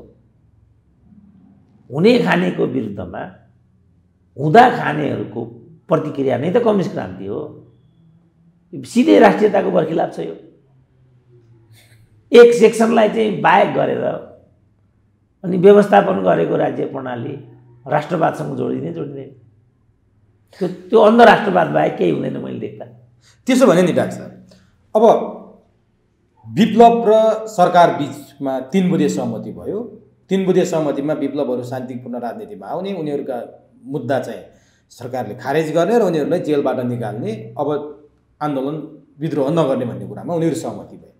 तर त्यहाँनिर केही कुराहरू मौन बसे भनेर मान्छेहरूले आपत्ति जनाएका छन्। जस्तै विप्लवहरूले सेना बनाएका भन्ने कुरा पनि थिए, विप्लवहरूसँग सेना छ भन्ने कुरा पनि थियो, हतियार छ भन्ने कुरा पनि थियो। हतियार र सेनाको बारेमा मौन छ। त्यति मात्रै होइन, विप्लवका कुमार पौडेल राज्यले मारेको तपाईँ हामीले कति पटक कुरा गर्यौँ, त्यो बारेमा पनि त्यहाँ कुरा छैन, जहाँ कि तिनीहरूको परिवारको आपत्ति पनि छ। केही समय अगाडि सुनसरीमा मारिएका एकजना शिक्षक, विप्लवहरूबाट मारिएका शिक्षकको बारेमा पनि कहीँ केही कुरो छैन। हतियार कहाँ छ केही कुरो छैन। यो विषयमा किन मौन छ त्यो सम्झौतामा? त्यसैले मैले भने यो एउटा अवसरवादी गठबन्धन हो, यसले कुनै परिणाम दिँदैन। मैले अघि नै भने यहाँ एउटै कुरा के छ भने एउटाले प्रतिरक्षालाई सामना गर्नुपर्ने छ, अर्काले सङ्कट झेल्नुपर्ने छ। इजिकल टु विप्लव सरकार वार्ता हो। तपाईँले भनेको तहमा यिनीहरू गम्भीरै छैनन्, बस यिनीहरूलाई एकले अर्कालाई देखाउनु मात्रै छ। अब प्रतिबन्ध फुक्नु छ विप्लवलाई, अनि नेता कार्यकर्ताले जेलबाट निस्किनु छ, यति मात्रै छ विप्लवलाई। अब केपी ओलीलाई चाहिँ देखाउनु छ। त्यसले गर्दा भोलि यी हतियार, यी सेनाहरू विस्फोट भयो भने जिम्मा कसले लिन्छ? अब त्यो त एउटा काल्पनिक कुरा हो। उनको सेना थियो कि थिएन, त्यहाँ हतियार थिए कि थिएनन्, थिए भने कति थिए, अथवा प्रचण्डको जस्तो बा खोलाले बगाउने हो कि? अब प्रचण्डले हात हतियार खोलाले बगायो भनेर त टारे भने अब विप्लवको त सेना गठित भन्ने कुरा त हाम्रो अनुमान मात्रै हो नि त। सेनै गठित भए, सैनिक शक्ति भए उनी यो प्रक्रियामा आउने नै थिएनन् नि। त्यसकारण अहिले नै हामी त्यसो भए कुमार पौडेल, ती शिक्षक, एकजना श्रेष्ठ थरका शिक्षक, यिनीहरूको बारेमा त बोल्नु पर्थ्यो। यति 11 जना मान्छेको त ज्यानै गएको रहेछ विप्लवहरूको तर्फबाट। केही सुरक्षाकर्मी चुनावको बेला मरेका पनि रहेछन्, तिनीहरूको बारेमा त काहीँ सम्बोधन भएन। होइन, उनीहरूलाई त्यहाँ पुग्नु नै थिएन। उनीहरूलाई दुईटै कुरा मात्रै थियो विप्लवलाई, पार्टीमाथिको प्रतिबद्धता फुकुवा र राजबन्दीको रिहाई, अरू चाहिएकै थिएन उनलाई। हिजो 7 दिनहरूको बारेमा बोल्नु थिएन। मलाई त्यो लागेको उनीहरूको फोकस त्यहाँ थिएन, यहाँ थियो। त्यसो भए अब 3 बुँदे सहमति भयो विप्लव र केपी ओलीको। उनीहरू दुवैजनाले भने जस्तो सुखी नेपाली र समृद्ध नेपाल बनाउने सपना के केपी र विप्लव मिल्दैमा अब त्यो पुरा हुने तहमा पुग्छ? होइन, मिल्छन् कि मिल्दैनन् भन्ने पनि प्रश्न छैन नि। यो सबै चाहिँ ट्याक्टिकल होला भन्ने जस्तो मलाई लाग्छ। किनभने केपीलाई एउटा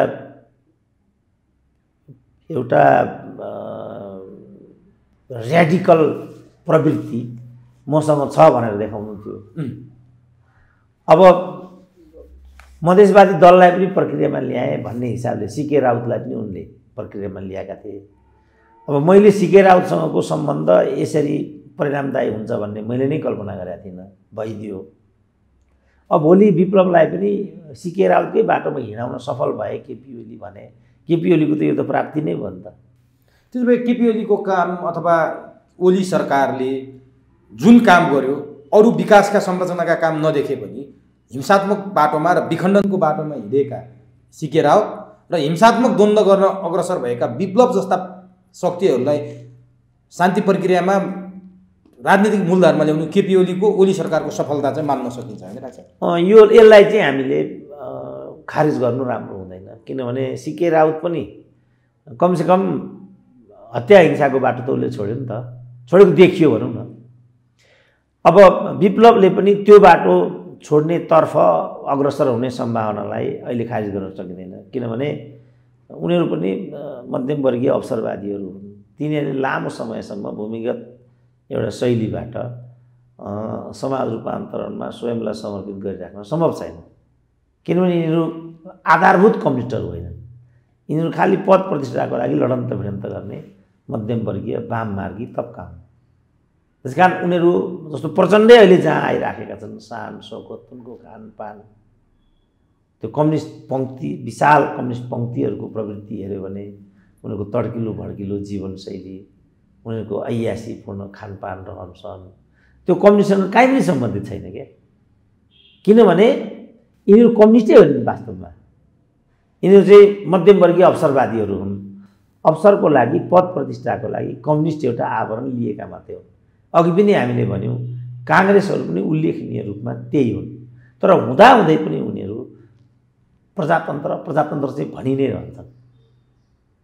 यिनीहरू त के हुन् अर्धनारेश्वर, कम्युनिस्ट हुन् कि डेमोक्रेट हुन् कि के हुन् त यिनीहरू? कम्युनिस्ट हुन् भने 3-4 कुरामा त्यो कुरा व्यक्त हुनुपर्छ। औद्योगिकीकरणको प्रक्रिया, प्रो पिपुल, प्रो नेसन, यो कुरामा त खरो उत्रिनु पर्यो नि कम्युनिस्टले त। र चाहिँ निजीकरणको प्रश्नमा स्टेटको एउटा इन्टरभेनिङ रोल हुनुपर्छ। स्टेट इकोनोमीको पक्षमा उनीहरूले उभिनुपर्छ। सार्वजनिक संस्थानहरूलाई चाहिँ बलियो बनाउनुपर्छ। अब कम्युनिस्ट भनेका छन् सर्वत्र चाहिँ निजीकरणलाई उनीहरूले जोड दिइराखेका छन्। एयरपोर्टसम्म निजी क्षेत्रलाई दिने गृहता गरिराखेका छन्। एकपछि अर्को एयरलाइन्सहरू खोलिराखेको हुन्छ। अधिकांशको त्यहाँ कम्युनिस्टकै सेयर हुन्छ भन्ने छ।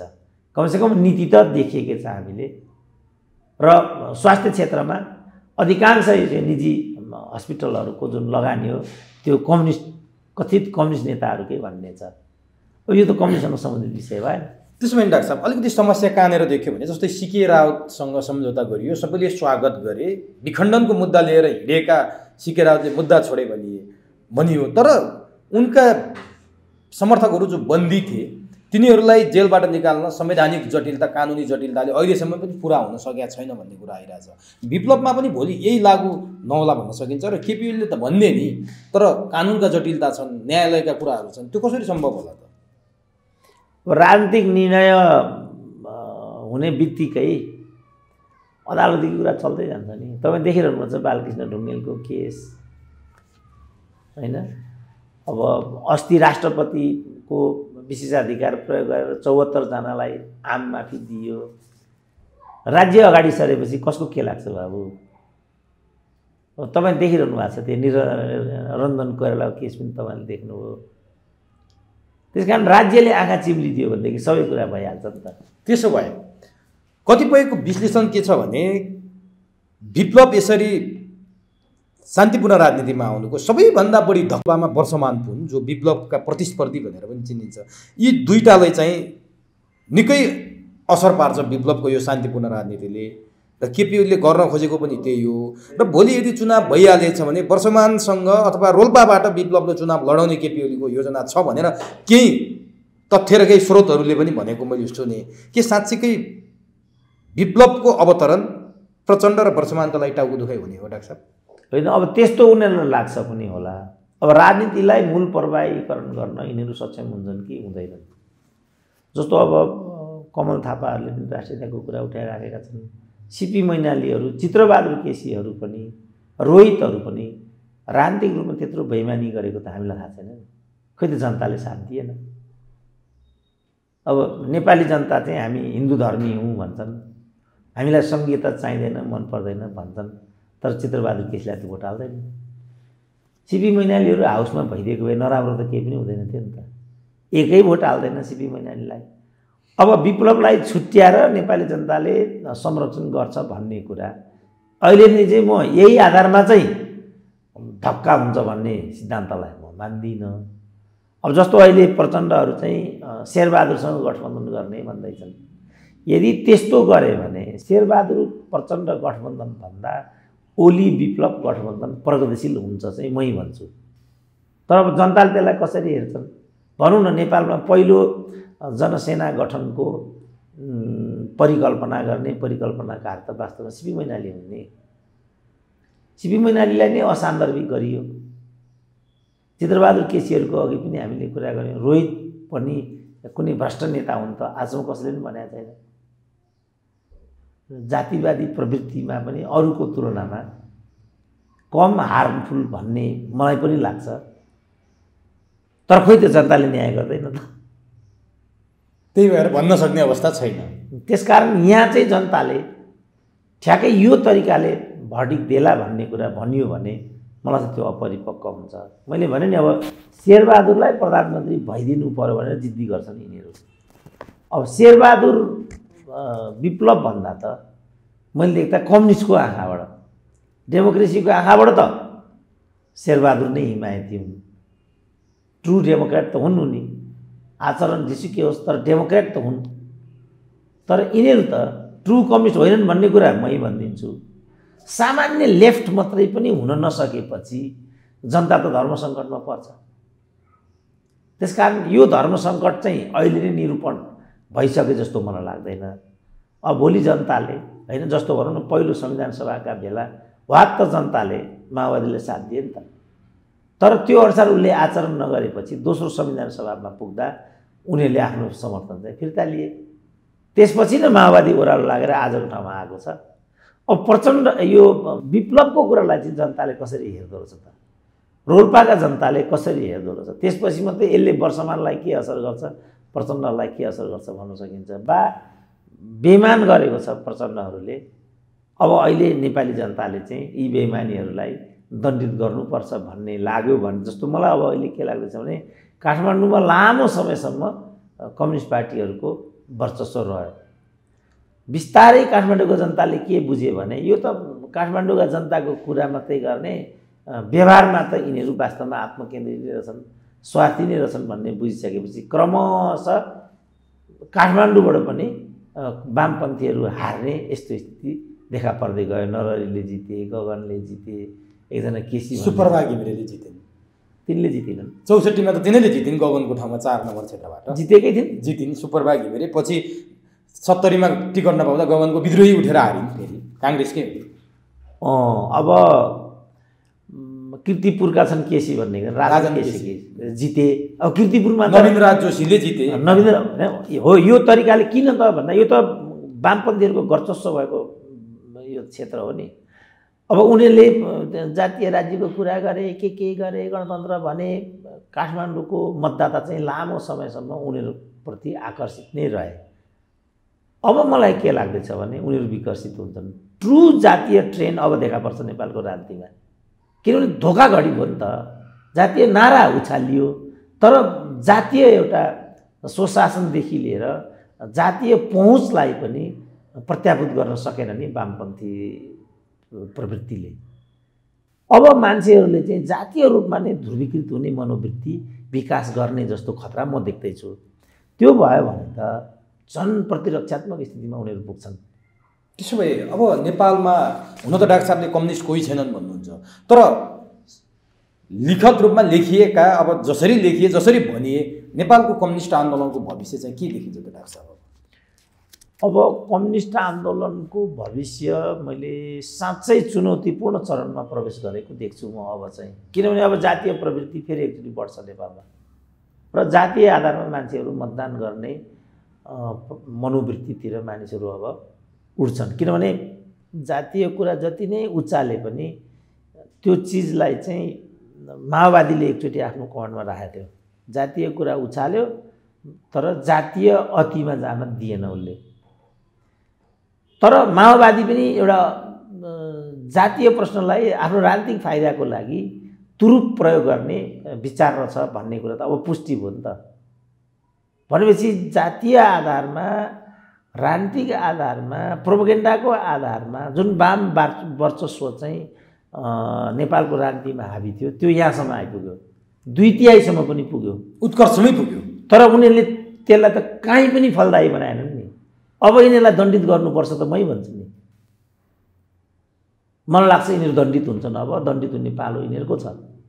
अब त्यस ठाउँमा जातिवादी प्रवृत्ति आयो भने, क्षेत्रीय प्रवृत्ति आयो भने, धार्मिक कुरा छ, धार्मिक कुराहरू पनि उठे भने अनि हामीलाई त फेरि त्यसले अर्को चुनौती दिने भयो।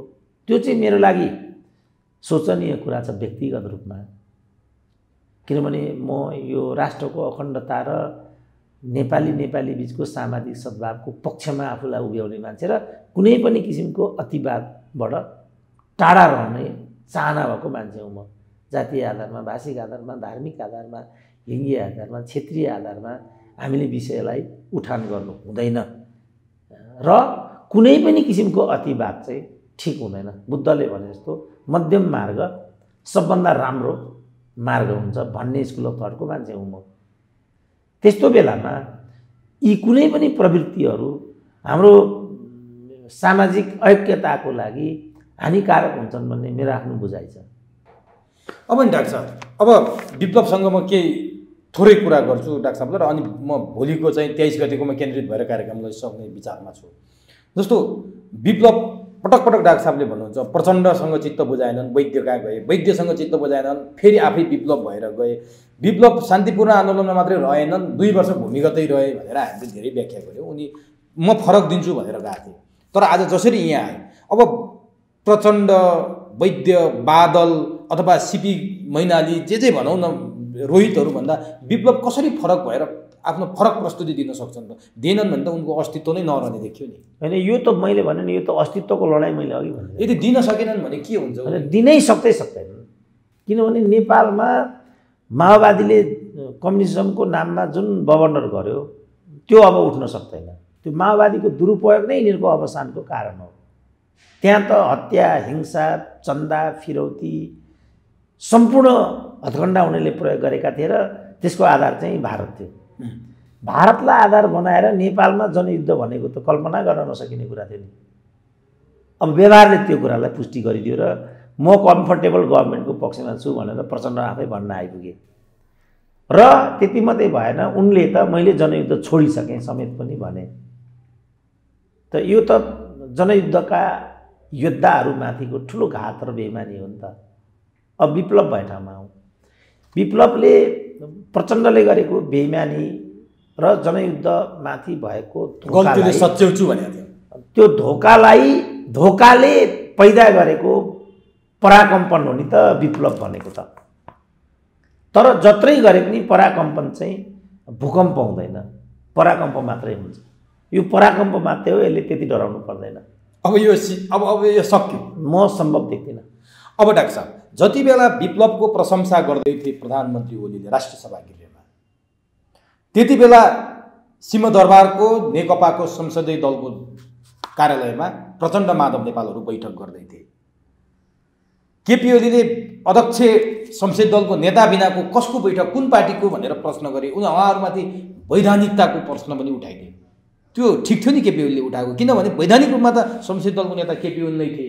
के कोलाई प्रचण्डहरूले फेरि सिंहदरबारमा संसदीय दलको बैठक राखेर फेरि प्रचण्डले दोस्रोचोटि संसदीय दलको नेता चयन गरिरहेको थियो। यो के गरे? 2 पटक चयन गर्नु पनि के बाध्यता आइलागे? के गर्न खोजे? केपी ओलीले भने ठिक थियो? अनि त्यहाँ उनीहरूले चाहिँ अविश्वासको प्रस्तावको प्रक्रिया अगाडि बढाएको भनेर म सुन्छु। त्यो प्रक्रिया अपरिपक्व भएको हुनाले सायद दोस्रो पटक उनीहरूले गरेको होला। अब उनीहरूले अहिले लड्ने लडाइँ भनेको चाहिँ वैधताको लडाइँ हो। निर्वाचन आयोगले आधिकारिकता निर्दिष्ट नगर्दासम्मका यी सबै हरकतहरूको मैले त कुनै पनि अर्थ छैन। अब उनीहरू के बुझेर त्यो गरिराखेका छन् मैले बुझ्न सकेको छैन। यसको मैले त कुनै सान्दर्भिकता कुनै तात्विक अर्थ हुने जस्तो त्यस्तो म केही पनि देख्दिनँ। तर ओलीले प्रश्न उठाए नि, वैधताको प्रश्न उठाए। संसदीय दलको नेता म यहाँ छु, उनीहरू कुन पार्टीको बैठक बस्दैछन्? त्यो सही हो। मैले अघि भने नि अहिलेको उनीहरूको लडाइँ भनेको आफ्नो समूहको वैधताको लडाइँ हो। त्यो वैधताको कागज नपाउँदासम्मका यी हरकतहरूको कुनै अर्थ हुँदैन। अनि केपी ओलीले एउटा कुरा प्रष्ट भनिदिए, जस्तो शेरबहादुर देउवालाई दुवै हातमा लड्नु छ। एकातिर ओली समूहले पनि प्रधानमन्त्रीको अफर गरेका छ, अर्कोतिर प्रचण्ड माधवले पनि गरेका छ भन्ने कुरा बाहिर आइरहँदा शेरबहादुर देउवा अनिर्णित छन् भनेर भनिरहेछन् मान्छेहरूले, सञ्चार माध्यमले त्यसरी लेखिरहेछन्। तर ओलीले हामीले कसैले प्रधानमन्त्रीको लागि चाहिँ किस्तीमा दिएको पनि छैन, कसैलाई अफर गरे पनि छैन र गर्दा पनि गर्दैनौँ भनेपछि त ओलीतिरबाट देउवालाई अफर होइन रहेछ नि त डाक्टर साहब। अब विप्लवसँगको एकताले पनि यही कुरालाई देखाउँछ र शेरबहादुरले निर्णय गरेको छैन भन्ने कुरा पनि गल्ती हो। उनले निर्णय गरिसकेको छ। कोसँग गरेको छ? उनले माधव प्रचण्डसँगै होइन? यो त अर्कै कुरा हो नि। अहिले त मन्त्री प्रधानमन्त्री भन्ने कुरा त केटाकेटीको खेल भइगयो। मुख्य कुरा भोलिको राजनीति हो र शेरबहादुरले गरेको निर्णय चाहिँ के हो भने यिनीहरूलाई फुटाउने, यिनीहरूको राजनीति यति हो र त्यो निर्णय गरिसकेको छ। यिनीहरू फुट्नुपर्छ। यिनीहरू फुटिसकेपछि त घरका घाटका भए। प्रधानमन्त्री त हुनै छ नि त उनीहरूलाई। के प्रधानमन्त्री भन्ने कुरा के हो र? नेपालमा मन्त्री प्रधानमन्त्रीको न केही औकात छ न केही अर्थ छ। काङ्ग्रेस त एउटा लक्ष्यमा हिँडेको पार्टी हो। किनभने काङ्ग्रेसमाथि त कम्युनिस्टहरूले पटक पटक दुर्व्यवहार गरेको छ। नेपालको राष्ट्रिय राजनीति हामी देखिरहेका छौँ। गिरिजाबाबुमाथि दुर्व्यवहार गरियो। प्रचण्डले त्यस्तो हरकत गरे शेरबहादुरमाथि। अब त यिनीहरू त नाङ्गिसके नि अब त। त्यसकारण शेरबहादुरलाई कुनै हतार पनि छैन, नेपाली काङ्ग्रेसलाई कुनै हडबड पनि छैन, अनिर्णयको बन्दी पनि छैन। हामीलाई त्यस्तो लागेको मात्रै। उसले निर्णय गरिसकेको छ। उसको निर्णय भनेको के भने कम्युनिस्ट पार्टी फुट्नुपर्छ, यति हो। मन्त्री जब त खिलराज मन्त्री भएको प्रधानमन्त्री हुने देशमा के छ र? यहाँ मन्त्री प्रधानमन्त्री के हैसियत छ? के अर्थ छ मलाई भन्नु त? नङ्ग्याउनु छ कम्युनिस्टहरूलाई, यिनीहरूले नङ्ग्याइहाले। तर काङ्ग्रेसले पनि निर्णय गर्न सकेका छैन नि त। प्रचण्ड माधवले अफर गरिरहेका छन्, अविश्वासको प्रस्ताव संयुक्त रूपमा राखौँ, प्रधानमन्त्री शेरबहादुरलाई बनाऊ भनेर उनीहरूले भनिरहँदा काङ्ग्रेसले किन निर्णय दिन सक्दैन प्रचण्ड र माधव? उसको लक्ष्य होइन नि। उसको लक्ष्य यसलाई फुटाउने हो क्या बाबु। अनि के गर्दा फुट्छन् त? काङ्ग्रेसले के गरेपछि? यिनीहरू आफै गिरिजाले भने जस्तो कुहिएर झर्छन् नि। थाहा छैन तपाईँलाई? अब कहिलेसम्म यो लडाइँ लडिरहने त? अब सदनमा भोलि के एजेन्डा राख्ने त? के गर्ने त भोलि? भनेपछि हतारो त यिनीहरूलाई नै छ। प्रधानमन्त्री हुन बितिराखेको छ त। शेरबहादुरलाई बितिराखेको छैन, किन उता ढिलो चाँडो भइहाल्छन्। बितिराखेको छ, प्रचण्डलाई बितिराखेको छ। संसदीय दलको नेता हुन हतार त दुई पटक संसदीय दलको नेता उनलाई नै छ। यो सब त किन? काङ्ग्रेस भने त डेमोक्रेटिक पार्टी हो, त्यो सबै देख्छ। अलिकति सोच विचार पनि हुन्छ नि त उसँग। कम्युनिस्टले त हामीसँग सोच छ, विचार छ, जनता छ भनेर आजसम्म राजनीति गरेर यो भ्रमको राजनीति हो भन्थ्यो नि त काङ्ग्रेस पक्षले। हामी कहाँ हो र भन्थ्यौँ नि। अब त पुष्टि गरे कि उनीहरू भ्रमको राजनीति गर्दैछन्, पदको राजनीति गर्दैछन्, स्वार्थको। 2/3 चाहिँ भाँडभैलो गराउने भनेपछि त यिनीहरू त अपराधी हुन् नि त। अब अपराधीको अगाडि त काङ्ग्रेस त डेमोक्रेटिक पार्टी हो, निर्वाचित छ, आफ्नो ठाउँमा ठिक्क छ र यो रत्यौली जनताले भनिरहेको छ त। शेरबहादुरले त भोट दिने बेलामा कम्युनिस्टलाई दिने। अब मैले प्रधानमन्त्री भइदिनु पर्ने, लाज लाग्दैन, मूर्ख हो भनेको न हो। कुरा त हामी पनि बुझ्छौँ नि। र यही कुरा सत्यसँग नजिक छ। काङ्ग्रेसको एक सूत्र छ, कम्युनिस्टलाई फुटाउने। सायद योगेश भट्टराईहरूले यो कुरा अब बुझि पनि सके र उनीहरू कहाँ जोड दिन थाले भने बरु यी 3टा नेताहरू छोडिदिउँ, अलग्गिउन्, दोस्रो पुस्ताको नेतृत्वमा अगाडि आउँ, यिनीहरूको सत्ता स्वार्थले गर्दाखेरि हाम्रो पार्टीको अवस्था यो। हामीले त मैले त आज भनेको थियो र यो महिलाई कुटुम्ला जस्तो गर्थे, लालबुजर कटुर खान्छन् खुँदो। अब यो सम्भव छ योगेश भट्टराईले भने? सम्भव नभए पनि यही हो नि वास्तविकता। त सम्भव नहोला, तर इतिहासको माग त यही हो र वास्तविकता पनि यही हो नि। तर योगेशले पनि अलि ढिलो भनेनन्, पहिला भन्नु पर्थेन यो कुरा? अब बिचरा अब युवा नेता हुन्, अब छिटो ढिलो अनुभूति भयो होला, तर भयो नि त। तर माधव प्रचण्डको पद लोलुपताले यो अवस्था आयो भन्ने आँट पनि गरे है योगेशले। त्यो सानो कुरा हो त। त्यो यो भन्ने त एउटा सुरेन्द्र केसी मात्रै थियो नि त। अब एक भाइ त पाएँ नि मैले पनि, त्यो पनि आफ्नै जिल्लाको पाएँ नि त। एक भाइ त पाएँ कि मैले पनि। यही मात्रै सत्य हो यहाँ, अरू सबै झुट हो। भन्यो नि त एक केटाले, एउटाले भए पनि त, एक भाइ भए पनि त आयो नि त अगाडि। त्यस कारण सत्यको पक्षमा लडिरहनुपर्छ। ढिलो चाँडो सत्यको विजय हुन्छ भन्ने कुराको यो प्रमाण हो। मलाई खुसी के लागेको छ भने सबभन्दा युवा नेताले चाहिँ यो कुरालाई सकारेको छ। यो राम्रो लक्षण हो। अब मन्त्री प्रधानमन्त्री त्यहाँ जो पनि भइरहन्छ नि। तर नि डाक्टर साहब, हिजोको संसदीय दलको बैठकमा प्रचण्ड माधव नेपाल समूहले दुईटा शर्त राखेका छन् ओलीले। पहिलो शर्त ओलीले राजीनामा दिनु पर्यो, दोस्रो शर्त हामी होइन भने अविश्वासको प्रस्ताव राखेर ओलीलाई हटाउँछौँ भनेर भनेका छन्। के ओलीले राजीनामा देलान् जस्तो लाग्छ डाक्टर साहब? होइन, अब राजीनामा उनले देलान् नदेलान् त्यो कुरा म भन्न सक्दिनँ, तर प्रचण्डहरू बढी नै नाङ्गिँदै गइराखेका छन्। यसको फाइदा तारन्तार ओलीलाई हुँदै गइराखेको म देख्दैछु। अब राजीनामा दिने नदिने, के हुने कसो हुने, आखिर शेरबहादुरको चरणमा नगइकन केही पनि कुरा हुँदैन। तर प्रचण्ड र माधव नेपालको समूहमा त 90 जना सांसद पुगे, 4-5 जना त बाहिर थिए, योगेश सहितका त भ्याली बाहिर भावनाले आएनन् भन्ने कुरा हो। राष्ट्रिय सभासँगको जोड्दा त लगभग 112 सांसद उनीहरूको छ, 90 जना त प्रश्न छ उनीहरूसँग। यसले गर्दा त केपीओले त अप्ठ्यारो त पारे नि। निर्वाचन आयोगले पनि दबाब दिएर भोलि आइतबारसम्म एउटा प्रक्रियामा जाने र निर्वाचन आयोगले आधिकारिकता घोषणा गर्ने ठाउँसम्म पुर्याइसक्यो उनीहरूले। भोलि उसले मिति दिएको छ। तै पनि बहुमत त पुग्दैन त बाबु, 138 त चाहियो। शेरबहादुर खुट्टा उचालेर बसेका छन् नि त। बुझेँ त। मोरलमा अब यहाँ कसको जित हुन्छ त भनेको नि। कसको हुन्छ डाक्टर साहब? त्यही त भने यो विधिबाट चाहिँ आफ्नो सरकार ढालेपछि यसको सन्देश के जान्छ त तल? त्यसो भए केपीओले एउटा कुरा पटक पटक दोहोऱ्याउँछन् नि, ठिक छ मलाई आज प्रधानमन्त्रीबाट फाल, म जसकेलाबाट झ्यालबाट छिरेर आउने होइन, म सिंहदरबारबाट मूल गेटबाटै छिर्छु। पहिला पनि 73 मा फाल्यौ, जनताले पत्याएर 2/3 प्रधानमन्त्री भएर आए। अहिले पनि तिमीहरूले फाल्यौ भने आउने चुनावमा म 2/3 लिएर आउँछु। के केपीओले अब म जाँदैछु भन्ने सङ्केत गरे हो नि? अब यसलाई जुन रूपमा पनि लिन सक्यो, तर चाहिँ के भने त्यति सजिलै उनको बहिर्गमन हुँदैन। किनभने यो मैले देख्दाखेरि पनि यो शैली र पद्धति ठिक पनि छैन। बहुदलीय व्यवस्थामा दलको आचरणमा त हामीले बस्नै पर्छ र विधिसम्मत दलीय प्रक्रियाहरू अपनाउनै पर्छ। प्रचण्डलाई प्रधानमन्त्री हुने जुन हतारोको रोग लागेको छ यो घातक छ। किनभने उनले बाटो बिराएको छ। 2.5 वर्षको कुरा छोड्नै नहुने नै उनले छोडेका छन्। त्यसपछि आजको दिन आएको छ। यस बापत केपी ओलीलाई दण्डित बनाउने भन्ने कुरा मैले देख्दा प्रचण्डको अपरिपक्वता हुन्छ। उनीहरूले चाहिँ महाधिवेशनको बाटो लिनु पर्थ्यो। महाधिवेशनमा दुई भाइ एकतिर हुने बित्तिकै त जब केपी ओली त्यसै ठेगान लागिहाल्थे नि। तर उनीहरूले महाधिवेशनको प्रक्रियालाई बिल्कुल छोडिदिए।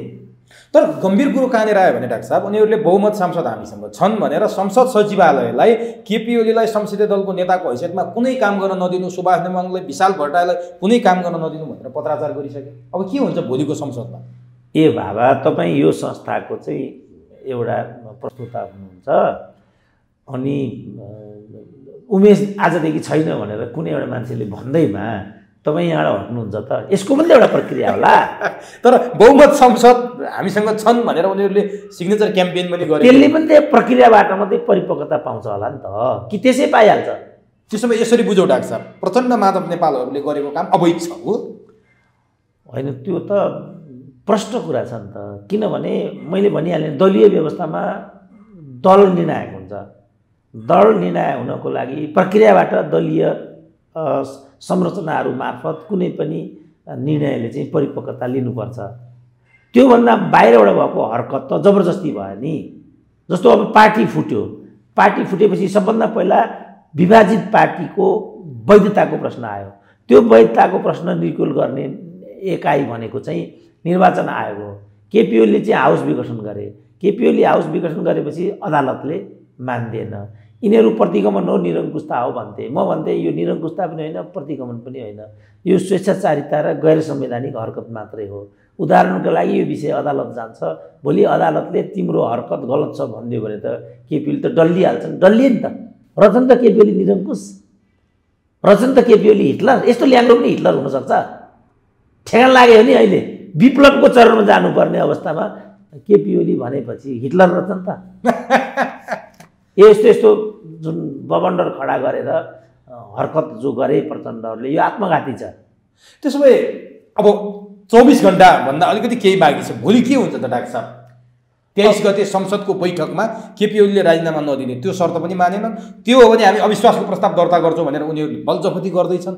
के देख्नुहुन्छ? अविश्वासको प्रस्ताव चाहिँ कुन दलको मार्फत गर्ने त? दलको दलीय आधिकारिकता के हुन्छ त? मैले सुनेको त यो के भट्टराई भन्नेलाई विशाल भट्टराई नै चिफ व्हिप हुन् भनेर संसद सचिवालयले नै मानिसक्यो अरे भन्ने मैले सुने। देव गुरुङले मानेन। देव गुरुङ मान्ने नमान्ने भन्ने कुरै थिएन, अलरेडी देव गुरुङ त्यहाँ थिए। केपीले हटाइदिएछ। केटीले अब कसरी के हो त त्यो भनेपछि त अझै पनि चिज त केपी ओलीसँगै रहेछ नि त। त्यो देखियो नि त। त्यसो भए के हुन्छ डाक्टर साहब? भोलि रक्तपात, मुठभेड, झगडा, अर्को कोद पर्व हुनसक्छ भोलि, र या त मुलुक मध्यावधिमा जान्छ, होइन भने सङ्कटकाल लाग्छ, अरू कुरा हुँदैन। मध्यावधि भनेको केपीले फेरि संसद स्थगित गरेर गतिरोध भयो भने के गर्नु त? अब त्यो केही चलन कार्यकाल त कार्यपालिका त अकर्मण्य भएर बस्न त सक्दैन। तर यस्तो भइरहेको छ कम्युनिस्ट पार्टीभित्र, यस्तो झगडा छ, यो उधुम छ, सङ्कटकाल र मध्यावधि फेरि हुने सम्भावना छ। काङ्ग्रेसले पदाधिकारी बैठक बस्छ, निर्णय गर्न सक्दैन। काङ्ग्रेस संसदीय दलको बैठक बस्छ, निर्णय गर्न सक्दैन। काङ्ग्रेस किन यस्तो बेकम्मा र मुख दर्शक होइन? काङ्ग्रेस किनभने शेरबहादुर जस्तो अकर्मण्य नेता त्यो दलको नेता छ, कुरै सिद्धिहाल्यो। यस्तैलाई जग बनाएर त सङ्कटकाल लाग्दैन। सङ्कटकाल कसरी लाग्छ भन्नु त? त्यसै सङ्कटकाल लगाइदिने। मानिलिउँ त्यहाँ चाहिँ रक्तपात भयो हाउसमा, मानिलिउँ होइन, मानिलिउँ जबरजस्ती हुन थाल्यो, प्रधानमन्त्री म असुरक्षित छु भनेको पनि राखेको छ, त्यो त्यसैलाई हेरेर भनेको हो। अनि त्यस्तो बेलामा सङ्कटकाल नलागेर के लाग्छ? यो बजारका थाङ्नाहरूले मलाई नै प्रश्न उठाए, सुनेर के सङ्कटकाल लाग्छ भन्थ्यो, खोइ कहाँ लाग्यो त सङ्कटकाल भन्छन्। अब भोलि देख्छौँ। अब यो भयो भने त एउटा सिनारियो नै भन्ने हो विश्लेषकले त। विश्लेषक भनेको त न कुनै भगवान हुन्छ, न कुनै वैज्ञानिक हुन्छ, न कुनै ज्योतिष हुन्छ, न कुनै ज्योतिष हुन्छ। एउटा सिनारियो देखाइदिने हो। यो स्थिति गतिरोधपूर्ण हुँदा कुरो बिग्रिँदै गयो भने यी कुराहरू हुन्छन् बाबु, यही नै हो हामीले भनिदिने। भनेपछि भोलिको स्थिति भयावह हुनसक्छ। मैले देख्दाखेरि त त्यही हो कि एउटाले हतियार बिसाउनु पऱ्यो, प्रचण्डले हतियार बिसाए पनि, केपीले हतियार बिसाए पनि। अन्तिम आवरमा चमत्कार हुने, हुन त हाम्रो देशमा सबै कुरा 11th आवरमा हुन्छन् डाक्टर साहब। अन्तिम आवरमा चमत्कार हुने सम्भावना कति देख्नुहुन्छ? म एकदम कम देख्छु। तर मानिसको आकलन के छ भने हुनसक्छ सम्बोधनकै बिचबाट पहिला जस्तो केपी ओलीले राजीनामा घोषणा गरिदिने हुन् कि उनको यो झापाको भ्रमण, विप्लवसँगको एकता अरू हेर्दाखेरि त्यस्तो होला कि जस्तो पनि देखिन्छ। तर विप्लवहरूको आगमन प्रक्रियाबाट त्यो होला जस्तो मलाई लाग्दैन। त्यसो भए केपी ओली जब सङ्कट पर्छ अथवा नेकपाका नेताहरू जब सङ्कटमा पर्छन्, चाहे केपी हुन् चाहे प्रचण्ड, वामदेवको निवास भैँसे पार्टीलाई तीर्थस्थलको रूपमा परिणत गर्छन्। यसअघि पनि केपी ओली वामदेवको घरमा गए, केही समयलाई उनले अलिकति सहजता पाए। अहिले पनि केपी ओली हिजो एकाएक दलबलसहित वामदेवको घरमा गए। यसले के सन्देश दिन्छ? वामदेवले के सहयोग गर्दैछन् अथवा केपी ओली के लिँदैछन् अथवा केही मिल्दैछ? होइन, यहाँ के भयो भनेदेखि एउटा वामपन्थी अवसरवाद र दक्षिणपन्थी अवसरवाद बिचमा प्रतिस्पर्धा भइराखेको देख्छु के। दक्षिणपन्थी अवसरवादीहरू बुढा नीलकण्ठको शरणमा गएको देखिँदैछ। वामपन्थी अवसरवादीहरू कि त विप्लव कि त वामदेवकोमा शरण पर्दै गरेको देखिन्छ। यो दुई अवसरवादीहरूको बिचको ध्रुवीकरणको प्रक्रिया हो। अब यसले के परिणाम ल्याउँछ त्यो चाहिँ हेर्नुपर्छ र हेरेर मात्रै भन्न सकिन्छ। वामदेवसँगको भेटघाटले केपी ओलीलाई केही शीतलता प्रदान गर्ला? होइन, अब स्वभावतः पर्छ, किनभने वामदेवले एउटा अर्कै ध्रुव सञ्चालन गरिराखेको हुनाले त्यो ध्रुवको माया स्नेह पनि, जस्तो अब विप्लवको जे जस्तै भए पनि विप्लवको माया त केपी भए ठाउँमा पुग्यो नि त, त्यसरी नै वामदेवको माया पनि केपी भए ठाउँमा पुग्यो भने एउटा ध्रुव बन्यो नि त त्यो। अब उतापट्टि अर्को ध्रुव बन्यो। अब हेर्नुपर्ने कुरा के छ भने विप्लवसँगको सहकार्य रेडिकल कि शेरबहादुरसँगको सहकार्य चाहिँ रेडिकल प्रश्न त उठ्यो नि। यो कुरा चाहिँ हेर्नु पर्ने। यसले एउटा धर्म सङ्कट त खडा गर्यो नि त। उनीहरू चाहिँ प्रतिगमनकारी हिटलर निरङ्कुश भन्छन् यतालाई। अब यो निरङ्कुशको सहकार्य चाहिँ यो वाम प्रवृत्ति वाम रुझानतर्फ बढेर जाने, अनि क्रान्तिकारी र फलानो भन्नेहरू चाहिँ सबभन्दा अहिलेको सबभन्दा राइटिस्ट फोर्स भनेको त मधेसी दलपछि त शेरबहादुर हुन् नि त। किन उनको विगत पनि राम्रो छैन, राजाको चरणमा लगेर सुनको थाली बिछाउनेवाला हुन् नि त उनी। अब प्रचण्ड चाहिँ त्यो शेरबहादुरपट्टि चाहिँ पुगिराखेबाट कसको रुझान वाम पक्षीय र कसको रुझान दक्षिणपन्थीय भन्ने त एउटा प्रश्न त खडा भयो नि त। यो कित्ताकाट हुँदैछ, कित्ताकाटतिर बिसाएको नि त।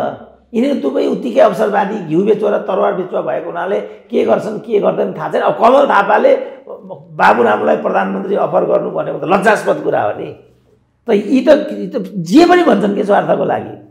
अब डाक्टर साहब, यो त राजनीतिक दुर्घटना भविष्यमा के होला भन्ने विषयमा केन्द्रित भएर कुरा गऱ्यो। अन्तिममा एउटा प्रश्न मलाई सोध्नै मन लाग्यो डाक्टर साहब, यति राजनीतिक तरलता गहिरिँदै गएको छ, प्रदेश नम्बर 2 मा राज्यमन्त्रीमाथि कुर्सी प्रहार भएको छ, प्रदेश नम्बर 5 मा सङ्घीय सरकारका अर्थमन्त्री विष्णु पौडेलमाथि ढुङ्गा मुढा भएर मञ्च नै तोडफोड गरेर त्यहाँका स्थानीयले लखेट्नुपर्ने र घनश्याम भुसालले विष्णु पौडेलको विरुद्धमा विज्ञप्ति निकालेर अब हिसाब किताब हुन्छ तिमीसँग भनेर विज्ञप्ति निकाल्नुपर्ने अवस्था सिर्जना भएको छ। यो घटनालाई कसरी लिनु भएको छ अनि हामी छुट्यो। अब मधेसवादीको त कुटाकुट भन्ने कुरा कमन नै हो। हाउसमा पनि केन्द्रमा यहाँ मधेसवादी सांसदहरूले नै कुर्सी हान्दै गरेको हामीले अनेक पटक देखेका पनि हौँ। जहाँसम्म विष्णु पौडेललाई लखेटेको भन्ने कुरा छ, त्यो देख्दा मलाई एकदम लज्जा बोध भयो। किनभने देशको एउटा मन्त्रीलाई त्यो तरिकाले लखेट्नु भनेको, मञ्च भत्काइदिनु, त्यो मैले देख्दा खेदजनक कुरा छ। त्यो स्थिति आउनुभन्दा अगाडि नै विष्णु पौडेलले स्थितिको सही आकलन गर्नु पर्थ्यो। राज्यका संयन्त्रहरू चरम निष्क्रिय र निष्प्रभावी रहेको भन्ने कुरा समेत पनि यहाँ देखिन्छ। अर्को कुरा मैले पहिल्यै भनेको थिएँ, अब प्रचण्ड ध्रुवमा चाहिँ वाइसिएल प्रवृत्तिको पुनरावृत्ति हुन्छ। साथीहो तिम्रो कुटे खाना तयार भएर बस भनेको थिएँ। अब हेर्दै जानु होला भोलि के हुन्छ। अब घनश्याम र विष्णु पौडेलको बिचको टसलले लुम्बिनी प्रदेशभरि समग्र देशभरि नै असर पार्ने देखियो। अनि यो घनश्याम भन्ने कुरा यहाँ मलाई गौण लाग्छ। वाइसिएल प्रवृत्तिको पुनरावृत्ति चाहिँ हाम्रो लागि धेरै नै भयावह हुन्छ र यो प्रवृत्ति चाहिँ क्रमशः शिर उठाउँदै गरेको म देख्छु। अब राष्ट्रिय सुरक्षाका दृष्टिकोणले पनि र वैयक्तिक सुरक्षाका दृष्टिकोणले पनि यो चाहिँ एकदमै घातक कुरा हुन्छ। मलाई एकदम पीडा भएको छ कि क्रमशः यिनीहरू त्यो बाटोतिर गइराखेका छन्। हस् डाक्टर साहब, समय दिनुभयो, अत्यन्त महत्त्वपूर्ण भनाइ राखिदिनु भयो, यसको लागि तपाईँलाई हार्दिक धन्यवाद। ल हस्, धन्यवाद।